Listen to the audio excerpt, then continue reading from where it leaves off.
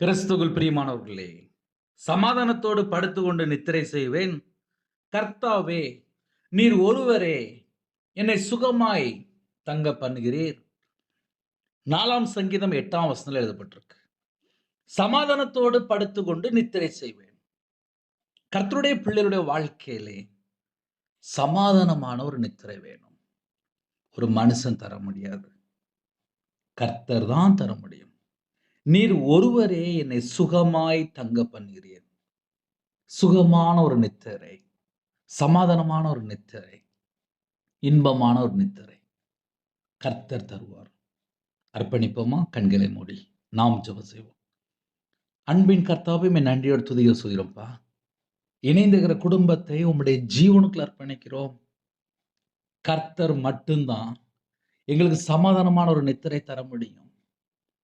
கர்த்தருடைய கரத்திலே எங்களுடைய ஆவி, ஆத்துமா, சரீரம், சிந்தனை, நினைவு எல்லாவற்றையும் அர்ப்பணிக்கிறோம். இரவு நேரத்துல ஜெபிக்கிற குடும்பத்தை கர்த்தர் கரம் தொட்டு ஆசீர்வதிக்கும். உங்க பாதத்தில் அர்ப்பணிக்கிறோம்ப்பா. இதயத்துக்குள்ளே வேதனைப்படுத்துற காரியங்கள், குடும்பத்துடைய காரியங்கள், பிள்ளைகளுடைய வாழ்க்கையில எதெல்லாம் குறைகள் இருக்கோ, உம்முடைய ரத்தத்தினாலே கழுவி சுத்திகரிங்க. கர்த்தரை விட்டு தள்ளி போன பாவங்கள் எதுவா இருந்தாலும் மன்னித்து சமாதானமான ஒரு நித்திரை தாங்க. பலவீனத்தை நீக்கி சுகமாக தங்க பண்ணுங்க.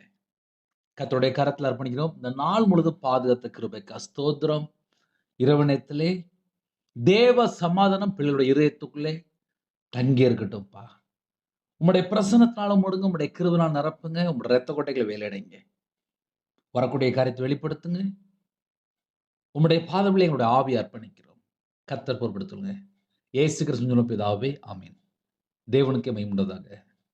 கிறிஸ்துவுக்குள் பிரியமானவர்களே, 9363064181 என்ற நம்பர் கொண்டால் உங்களுக்காக குடும்பத்துக்காக ஜெபிப்போம். God bless you.